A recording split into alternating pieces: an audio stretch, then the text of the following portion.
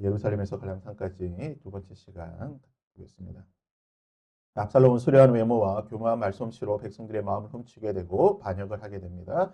다윗은 반역을 진압하기 위해서 싸우기보다는 하나님의 선하신 처분에 자신을 온전히 맡기고 순복하게 되고 다윗의 고난을 통해서 다윗 주변에 어떤 사람들의 진정한 참된 모습이 드러나게 되는데요. 1번 문제 보시면 압살롬은 반역을 일으키게 되는데 다윗에게 반역을 일으키는데 몇 년 만에 반란을 일으키게 됩니까? 7절에 보시면 4년 만에 반란을 일으켰다라고 기록이 되어 있습니다. 7절에 4년 만에 압살롬이 왕께 아뢰되 내가 여호와께 서원한 것이 있사오니 청하건대 내가 헤브론에 가서 그 서원한 것을 이루게 하소서. 이 4년은 이제 압살롬이 다윗과 제외하고 난 뒤에 4년이에요. 이제 그 전의 과정까지 보게 되면 압살롬이 이제 반역했던 과정이 있습니다. 압살롬은 다윗의 장남인 암논이 자신의 여동생이었던 다말을 강간하는 것을 들었습니다. 그리고 이제 이 사건이 있고 난 뒤로 2년을 압살롬이 복수를 하는 거죠. 기다립니다. 여러 가지 이제 복수의 시간들을 기다리다가 2년 만에 암논과 여러 왕자들을 청했다가 자신의 양털 깎는 날에 청하여서 이 압살롬이 암논을 죽이죠. 압살롬 죽인 게 아니죠. 암논을 죽이고 난 뒤에 자신의 외가인 그술로 도망하게 됩니다. 그래서 외가의 그술로 가서 3년을 그술에 머물게 되죠. 3년을 머물고 난 뒤에 요압의 중재로 다시 예루살렘으로 돌아오게 됩니다. 예루살렘에 돌아왔지만 아버지 다윗을 보지 못하고 2년 동안 가택연금을 당하죠. 집 밖을 벗어나지 마라. 날 볼 생각하지 마라 하면서 2년을 갇혀 있게 됩니다. 그러다가 2년 뒤에 다시 요압이 중재를 해서 다윗과 화해를 하고 그리고 나서 4년 동안 뭘 하게 되냐면 오늘 말씀에 나온 것처럼 백성들의 마음을 훔치게 되죠. 재판관 노릇을 하면서 백성들에게 그냥 가서 그냥 살갑게 대하면서 백성의 마음을 훔치게 됩니다. 이 압살롬의 반역이라고 하는 것은 뭐 그냥 갑자기 그냥 즉흥적으로 일어난 게 아니라 무려 11년이 걸린 거예요. 자신의 여동생이 장남, 왕위 계승세열 1위인 장남에게 그러한 안 좋은 일을 겪고 난 그 순간부터 아마 이 복수를 통해서 형이 죽으면 압살롬은 2위이기 때문에 왕위 서열 2위이기 때문에 형이 죽으면 자연스럽게 자기 왕이에요. 그러니까 아마 이때부터 준비하지 않았을까 생각이 되는 거예요. 그래서 11년 동안 아주 차근 스텝 바이 스텝 하나씩 준비해가는 아주 치밀한 것을 보게 됩니다. 그렇다면 압살롬이 반역을 일으키는데 반역을 어디서 일으키냐? 헤브론에서 일으키죠. 헤브론으로 가게 됩니다. 그러면 왜 압살롬은 헤브론으로 가게 되었는가? 뭐 여러 가지 이유가 있지만 첫 번째, 헤브론은 압살롬의 고향이에요. 그러니까 헤브론에서 다윗이 그 왕으로 7년 있는 동안 이곳에서 6명을 낳게 되죠. 그 6명 중에 둘째가 누굽니까? 압살롬. 그러니까 자신의 고향이에요. 지금 선거하고 있지만 우리 지역에 있는 사람의 대표를 뽑는데 예를 들어서 광명에서 누구를 뽑아야 되는데 뜬금없이 저기 뭐 부산에서 부산인 고향인 사람이 와서 제가 광명을 위해서 하겠습니다 하면 여러분 뽑아주겠습니까? 안 뽑아주죠. 기본적인 원칙이에요. 내 고향 사람들을 뽑아주는 게 기본적인 어떤 원칙입니다.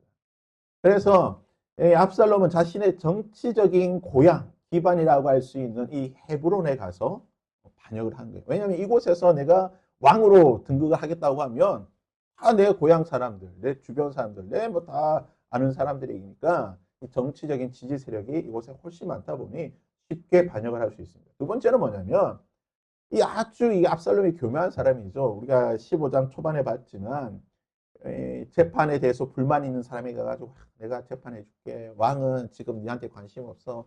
내가 해줄게 하면서 굉장히 이 틈을 잘 노리고 들어왔던 사람인데 아주 절묘한 거예요. 왜냐하면 헤브론이 유다 지파 땅입니다. 헤브론에서 다윗이 7년 동안 왕이 있는 동안 생각해 보십시오. 지금 광명에서 누가 왕이 되었어요. A라고 하는 사람이 왕이 되었어요. 그래서 지금 7년 동안 이 광명이 수도였어요. 그러다가 한순간에 이 광명 별로 안 좋은 것 같아.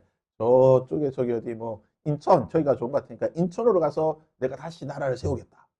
그러면 지금 이 광명에 있는 사람들이 이 어떤 감정을 느낄까요? 아니, 지금까지 우리가 이곳이 수도였고 서울이었고 이렇게 좋다가 한순간 빼앗기게 되니까 이 뭐랄까요? 소외감을 느끼게 되는 거죠.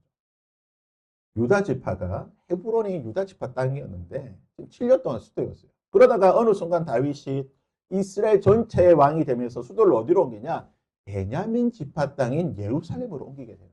그러니까 유다 지파 입장에서는 기분이 나쁜 거예요. 아니, 다윗도 우리 지파 사람이고 지금까지 수도도 우리 유다 지파 땅에 있다가 갑자기 나는 이제 전체 이스라엘의 왕이 하면서 아니 헤브론에서 왕을 해도 되는데 굳이 베냐민 지파 땅에 가서 왕을 한다고 하니까 헤브론 사람들이나 유다 지파 사람들은 기분이 안 좋죠. 소외감을 느끼고 있는 거예요. 이런 정치적인 불만이 있는데 이 불만을 아주 압살롬이 잘 이용하는 겁니다. 또 뭐냐? 압살롬은요, 다윗을 흉내낸 거예요. 다윗이 사울에게 쫓겨다니다가 헤브론에서 왕이 되었죠. 무슨 이미지입니까? 나는 핍박받고 고난당하는 중에서 정말 이 헤브론에 와서 왕이 되었다. 이런 다윗에게는 이미지가 있단 말이에요. 이것을 절묘하게 압살롬이 이용합니다. 압살롬이 헤브론에 가서 뭐라고 내가 정말 좋은 일 했는데 내 동생이 그렇게 안 좋은 일 당해서 내가 그렇게 복수했는데 아버지가 나를 아들로 대우도 안 해주고 나와 몇 년 동안 말도 안 하고 나를 만나주지도 않고 나는 아버지에게 핍박받는 사람, 아버지한테 미움받았던 사람이라고 하는 이런 다윗이 사울에게 미움받은 이 이미지를 그대로 사용해서 나는 다윗에게 아버지에게 고난을 받았는데 나는 헤브론, 이 도피성, 피난, 핍박당하고 고난받는 사람들의 도피성인 이 헤브론에서 내가 왕이 되겠다. 이 아버지를 그대로 모방하고 있는 거예요. 김정은이 처음 왕이 북한의 통치자가 되었을 때에 김일성 흉내를 냈거든요. 김일성이 백마를 타고 다녔거든요. 백마를 타고 다니는 것을 그대로 흉내내서 김정은이 백마를 타고 다녔어요. 이게 선대의 어떤 이미지를 그대로 차용하는 이게 이제 보통 이제 정치적인 어떤 하나의 정치 기법인데 이 압살롬이 이것을 정확하게 이용하고 있는 거죠. 마지막 네 번째는 왜 헤브론에 갔냐? 이 기만술에 용이합니다. 헤브론에서 예루살렘까지는 30km예요. 그러니까 이스라엘 기준으로 이스라엘 보통 하루길이 보통 한 20km 안쪽이 하루길이에요. 30km면 힘들게 가야 되는 거리인데 이스라엘 그 예루살렘 주변 바로 옆에서 반역하면 왕이 갑자기 야 뭐야 진압해 하고 쫓아올 수 있지만 하루 정도 떨어진 그나마 시간을 벌 수 있는 이 하루 정도 떨어진 곳에서 하면 반역을 일으키기 훨씬 수월하죠. 훨씬 편하고 여러 가지 대처할 수 있는 시간을 벌 수 있고 왕을 속이기도 좋아요. 더군다나 헤브론이 뭐냐? 지금 헤브론 살펴보겠죠. 헤브론은 제사장들의 도시예요. 제사장들이 머물고 있던 도피성이기 때문에 내가 이곳에서 제사를 드리겠습니다. 내가 아버지가 나를 미워해가지고 내가 도망 다닐 때 내가 다시 아버지를 만나고 내가 내 고향으로 돌아가면 내가 이곳에 와서 제사 지내겠습니다. 소원했는데 지금 내가 이 하나님께서 내 기도 들어주셨으니까 제가 서원기도 갚으러 가겠습니다. 라고 하면 너무나 좋은 거예요. 반역을 일으키는 핑계가 있을 수 있기 때문에 이 헤브론은 어떻게 보면 압살롬이 반란을 일으키기에 최적의 도시였다. 이스라엘 백성들에게 또한 헤브론은 어떤 곳이냐? 헤브론은 아브라함과 이삭과 야곱의 무덤이 있는 족장들의 도시. 그러니까 이스라엘 백성들에게도 정치적인 고향, 아주 민족의 고향이라고 할 수 있는 아주 중요한 곳이고 또 이것은 갈렙이 약속의 대로 받은 약속의 땅입니다. 헤브론이라는 것은 약속대로 받은 땅이고 6개의 도피성이 있던 중에 하나이고 제사장들의 도시이고 다윗 왕국이 출발한 출발지. 그러니까 이 당시 유대인들에게 이 헤브론이라는 것은 굉장히 중요한 거예요. 소위 말하는 이제 얼마 전에 뭐 스타벅스에서 그 마케팅 논란 때문에 있었지만 이런 소위 말하는 이제 그 진보 또는 좌파 민주 세력들에게 가장 중요한 도시가 어디입니까? 전라도 광주잖아요. 그 사람들은 전라도 광주가 서울보다 더 중요한 도시예요. 서울보다 더 중요한 도시가 어디냐? 전라도 광주. 제가 장담하건데 그 사람들에게 국립 현충원보다 더 중요한 곳이 어디입니까? 전라도 광주에 있는 5.18 유공자들 무덤. 그 사람들에게는 그것이 가장 중요한 것이에요. 이스라엘 백성들과 똑같은 의미예요. 이스라엘 백성들에게 예루살렘은 별로 안 좋아. 예루살렘은 그냥 이 다윗 시대에 만들어진 도시일 뿐이고 이스라엘 백성들에게 가장 중요한 자신들의 어떤 영혼의 고향, 정치적인 고향은 어디냐? 헤브론입니다. 지도를 보시면 자, 지도 잠시 볼게요. 지도 보시면 헤브론이 어디냐? 바로 유다 땅 여기 있는 거예요. 유다 땅. 유다 땅 중심에 헤브론이 있는 거예요. 헤브론이 여기 있는데 예루살렘이 어디입니까? 예루살렘 여기잖아요. 베냐민 지파 땅이에요. 거리가 한 30km 정도 되는 거리죠. 그러니까 유대인들 이 유다 지파 사람들에게 있어서는 아니 거리도 멀지 않은데 이왕 갈 거면 아니 만약에 수도를 옮긴다 그러면 차라리 한 요쯤으로 그쵸 뭐 세겜도 아주 중요한 도시니까 세겜으로 간다든지 아니면 좀 더 올라가면은 그나마 거리가 머니까 뭐 괜찮은데 겨우 30km 갈 거면서 겨우 30km 갈 거면서 수도를 옮겨버리니까 유다 지파 사람들에게는 굉장히 기분이 안 좋아요. 그리고 이스라엘 백성 유대 사회는 이제 네 가지 큰 길이 있죠. 해안도로, 족장길, 그다음에 계곡길, 왕의 대로 이 네 개 길이 있는데 이제 이스라엘 백성들 출애굽해서 들어왔던 길은 이 길. 고대 무용로로 아주 중요한 길이죠. 해안도로도 중요한 무용. 블레셋 사람들이 애굽에서 나중에 분열왕국 시대에 이집트의 군대가 이 해안도로 타고 들어와서 전쟁을 하는 거고 이제 두 개의 길이 있는데 이 둘 중에 유대인들에게 가장 중요한 길은 이 족장길입니다. 족장길이 말 그대로 족장들 아브람과 이삭과 야곱이 다녔던 길인데 그래서 보면 세겜, 사마리아, 예루살렘, 헤브론, 브엘세바 무슨 도시입니까? 다 아브람이 다녔던 야곱이 다녔던 다 중요한 길이에요.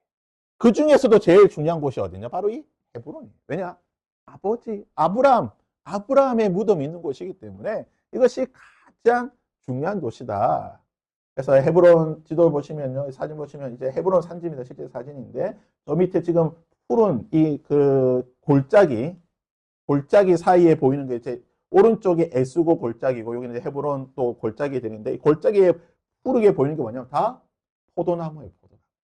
근데 그 정탐꾼들이 여호수아가 보낸 정탐꾼들이 이게 그 포도송이를 메고 오잖아요. 그 포도송이 어디서 가져오냐? 이 에스골 골짜기에 있던 포도나무에서 가져온 거예요. 헤브론에 가면 막벨라 무덤이 있죠. 아브람과 이삭과 야곱의 무덤이 있는 막벨라 굴이 있고 도피성이 있습니다. 도피성 모두 6개가 있는데 그 중에 서쪽에 가장 남쪽에 있는 곳이 헤브론. 아주 중요한 곳이에요. 근데 이곳에서 이제 반역을 한 거예요. 그러니까 무슨 큰 일을 도모할 때도 보면 장소가 중요하잖아요. 어디서 뭘 해야 되는지가 가장 그런 어떤 정당성 또는 뭐 역사성을 부여하게 되는데 헤브론은 압살롬에게 있어서는 내가 왕이 되고 반역을 하기에는 가장 좋은 곳이었고 그래서 압살롬은 이곳에서 반역을 일으키게 됩니다.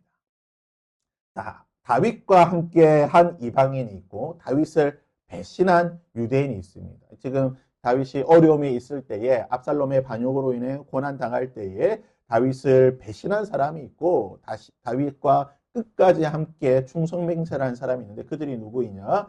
19절과 31절에 보면 가드 사람 이때와 아히도벨이라고 나오게 되는데요. 19절에 그때의 왕이 가드 사람 이때에게 이때에게 이르되 어찌하여 너 또 우리와 함께 가느냐? 너는 쫓겨난 나그네인이 돌아가서 왕과 함께 내 곳에 있으라. 그리고 31절에 어떤 사람이 다윗에게 알리되 압살롬과 함께 모반한 자들 가운데 아히도벨이 있나이다. 다윗과 함께한 이방인은 다윗이 어려움에 있을 때에 다윗과 함께한 이방인은 가드 사람 이때고 다윗이 어려움에 빠졌을 때에 다윗을 배신한 유대인은 누구냐? 아히도벨이다. 라고 기록을 하고 있습니다. 그러면 가드 사람 이때는 누구냐? 가드라고 하는 것은 블레셋 도시죠. 블레셋 다섯 도시 가운데 가장 중요한 도시인데 어머니의 도시라고 불리는 이 가드. 가드는 성경에 보면 골리앗의 고향입니다. 다른 말로 가드에서 다윗은 어떤 사람입니까? 가드에서 다윗은 가장 위대한 사람이에요. 왜 그렇습니까? 골리앗의 고향이잖아. 자신들이 알고 있는 모든 사람 중에 가장 키 큰 거인, 키 큰 사람이 골리앗인데 이 골리앗이 누구에게 죽습니까? 졌습니까? 다윗에게 죽잖아요.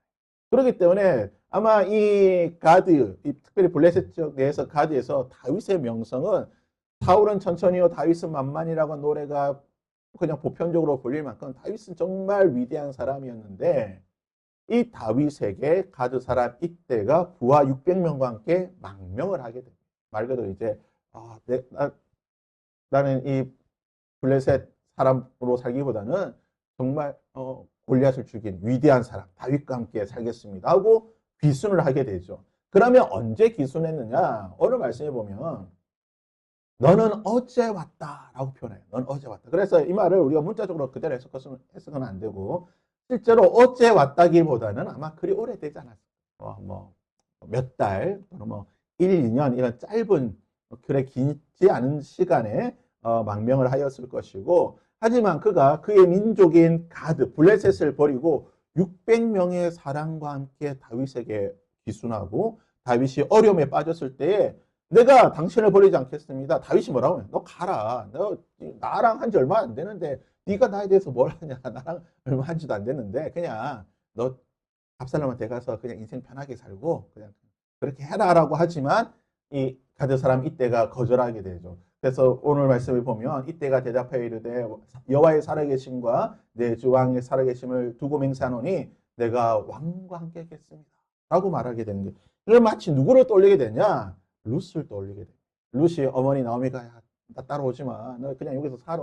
여기서 살면서 그냥 이방인들과 함께 살면서 그냥 잘 지내라고 했지만 룻이 뭐라고 말합니까? 룻이 이르되 내게 어머니를 떠나며 어머니를 따르지 말고 돌아가라 강권하지 마옵소서. 어머니께서 가시는 곳에 나도 가고 어머니께서 머무신 곳에 나도 머물겠나이다. 어머니의 백성이 나의 백성이 되고 어머니의 하나님이 나의 하나님이 되리라. 이 똑같은 고백을 하고 있습니다. 그래서 아마 이런 하나님의 사람, 하나님의 백성과 함께하고자 하는 이 마음을 정말 하나님께서 귀하게 보시고 결국 이때가 어떻게 됩니까? 그렇게 어려웠지만 다윗에게 충성 맹사하였던 이때는 압살롬과의 전투, 이제 나중에 에브라임 숲에서 전투가 벌어질 때에 이스라엘의 군대 장관이 됩니다. 이게 보통 일이 아니에요. 지금 이때는 블레셋 사람이잖아요. 우리가 쉽게 생각하면 북한에서 지금 기순을 한 거예요. 북한에서 뭐 이렇게 기순을 했는데 뭐 기순한 사람이 예를 들어서 뭐 일반적인 그런 사람이 아니라 뭐 한 중령 대령쯤 되는 사람이라고 치면 아무리 중령 대령이라고 해도 북한에서 넘어오면 일반적으로 어떻게 합니까? 그 사람을 전방에다 근무를 시킬까요? 후방에다 근무를 시킬까요? 당연히 후방에 시킵니다. 그리고 당연히 중요한 어떤 그런 뭐 일이라든지 또는 무기를 주지 않고 그냥 후방에서 그냥 좀 편안하게 지낼 수 있도록 하는 게 원칙이에요. 왜냐하면 기술은 했지만 100% 어떻게 믿을 수가 없어요. 그런 우리나라 항상 그래요. 우리나라도 보면 북한에서 기순에 들어오는 군인들 전부 다 어디 갑니다. 여기 후방 가고 전방에 근무를 안 시켜요. 이방인 장군으로서 기순한 지 얼마 되지 않았지만 이 중요한 압살롬과의 전투에서 3분의 1, 군대의 3분의 1을 맡기는 엄청난 일을 다윗이 이때에게 맡기게 됩니다. 이때를 얼마나 신뢰했는지. 내가 그렇게 어렵고 힘들고 내 인생에 가장 절망되는 그 시간에 나를 떠나지 않고 나에게 충성을 맹세한 이때를 다윗이 얼마나 신뢰했는지를 보여주는 말씀이죠. 반대로 아히도벨은 어떻습니까? 아히도벨은 다윗의 모든 부하 중에 최고의 전략가였습니다. 마치 제갈량, 삼국지의 제갈량 같은 그런 포지션인데 사무엘하 16장 23절에 보면 아히도벨이 베푸는 모든 계략, 그 모든 말은 하나님께서 주시는 것 같다. 하나님의 지혜 같았다라고 말해요. 그러니까 아히도벨이 얼마나 이 전략이 좋고 탁월한 사람인지를 알 수가 있는데 그래서 아히도벨이 압살롬의 편이 되었다는 것을 듣자마자 다윗이 가장 큰 두려움에 빠지게 되죠. 그 도망가는 정신없는 와중에도 다윗이 한 가지 기도합니다. 그 도망가면서 빨리 지금 한시가 급한데도 도망가면서 뭐라고 기도합니까? 어떤 사람이 다윗에게 알리되 압살롬과 함께 모반한 자들 가운데 아히도벨이 있나이다 하니 다윗이 이르되 하나님이 원하건대 아히도벨의 모략을 어리석게 하옵소서. 하나님 그의 계략, 그의 아이디어를 그냥 무효화시켜 주시옵소서. 도망치는 와중에도 이 정도로 다윗이 그냥 무서워할 만큼 두려운 대상이 누구였냐? 아히도벨이었다. 왜 아히도벨이 다윗을 배신했습니까? 우리가 쭉 살펴보았죠. 아히도벨의 아들은 엘리암인데 엘리암은 밧세바의 아버지고 아히도벨에 따라서 밧세바의 친할아버지. 자신의 친손녀의 가정이 다윗에 의해서 파괴되고 자신의 그 손녀 사이가 죽는 것을 다 지켜봤잖아요. 그러니까 솔직히 말하면 정상적인 사고, 정상적인 이성을 가진 사람이라면 다윗에 대해서 좋아할 수가 없어요. 내 손녀딸을 정말 귀여운 내 좋은 내가 좋아하는 내 사랑하는 손녀의 가정을 그렇게 파괴했는데 어떻게 다윗을 좋아하겠어요? 그러니까 복수의 기회가 오자 그냥 여지없이 압살롬 편에 가담하는 겁니다. 그래서 우리가 아히도벨이 얘기했던 것에 대해서 어떻게 사람이 저럴 수 있냐라고 해서는 좀 곤란합니다. 이 전후 사정을 알게 되면 나라도 우리라도 그럴 수밖에 없는 그런 모습을 보게 되는 거예요. 압살롬과 함께 지금 200명이 함께 했다고 성경은 기록하고 있죠. 오늘 말씀에 200명이 함께 했는데 이들은 누구였는가? 아마 예루살렘에 있으니까 고위 관료들이나 귀족들이나 또는 다윗의 측근이나 왕족일 가능성이 많은데 오늘 말씀에 나오듯이 이들을 배신할 의도가 없었어요. 그냥 압살롬이 나와 함께 가서 좀 제사 드리자. 소위 말해서 우리 파티 한번 하자. 제사 드리고 이 제사는 이제 화목제이기 때문에 먹고 마시는 거예요. 제사 드리고 끝내는 게 아니라 먹고 마시며 즐기는 시간 제사이기 때문에 내가 이번에 멋진 좋은 정말 성대한 파티를 여니까 한번 좀 해주십시오. 파티에 초대한 거예요. 쉽게 생각하면 지금 명동에 또는 뭐 강남 압구정에 제일 좋은 호텔에다가 파티장을 열어놓고 이 당시에 셀럽이라고 할 수 있는 온갖 좋은 사람들 다 부른 거예요. 그러니까 이 사람들은 뭡니까? 야, 이거 좋은 파티가 있대. 그냥 아무 생각도 없이 그냥 순진하게 헬렐레 해가지고 간 사람들이에요. 좀 생각을 하고 살아야 되는데 이 압살롬의 의도를 전혀 파악을 못했죠. 그래서 어떻게 됩니까? 압살롬의 청함을 받고 그냥 가서 축하하게 갔다가 이 사람들은 압살롬에 의해서 인질로 잡히게 됩니다. 다윗의 입장에서 어떻게 되냐? 내 부하들이잖아요. 나와 함께 나의 이 정부를 이끌어 나갈 부하들이 다 잡힌 거예요. 다윗의 입장에서는 수족이 잘리는 효과를 겪었고 백성들에게는 압살롬이 여론을 조작할 수 있죠. 보십시오. 다윗의 신하들이 다 나를 따르지 않습니까? 내 아버지 다윗이 이 나쁜 왕이니까 이 신하들이 내 아버지와 함께하지 않고 나와 함께하지 않습니까? 라는 그런 여론 조작을 할 수도 있는 아주 중요한 그런 사람들이 되는 거고 또한 다윗에게는 심리적인 타격이죠. 다윗 내가 그렇게 믿었는데 내가 그렇게 잘해주고 내가 집도 주고 계급 이거 뭐 여러 가지 그 관리의 일을 할 수 있도록 내가 다 해줬는데 나를 배신하다니. 다윗에게는 또 그런 심리적인 타격을 줄 수 있는 정말 2중에 3중의 효과를 볼 수 있는 여러분 압살롬이라는 사람이요 정말 대단한 사람이에요. 그냥 우리가 15장에서 그냥 뭐 압살롬 그냥 반역 정도 생각할 이런 수준의 사람이야. 굉장히 치밀하고 계획적이고 차분하고 주도 면밀한 사람인 것을 볼 수가 있습니다. 하지만 그 마지막 죽음이 너무나 허무하게 끝나는 것이 오늘 우리가 다시 살펴보겠지만 어떤 압살롬이라는 사람이 그런 모습을 볼 수 있다라는 것을 우리가 자신의 좀 본성을 숨기고 이 11년 동안 이것을 치밀하게 준비한 이 압살롬이 정말 대단하다라는 것을 볼 수가 있습니다.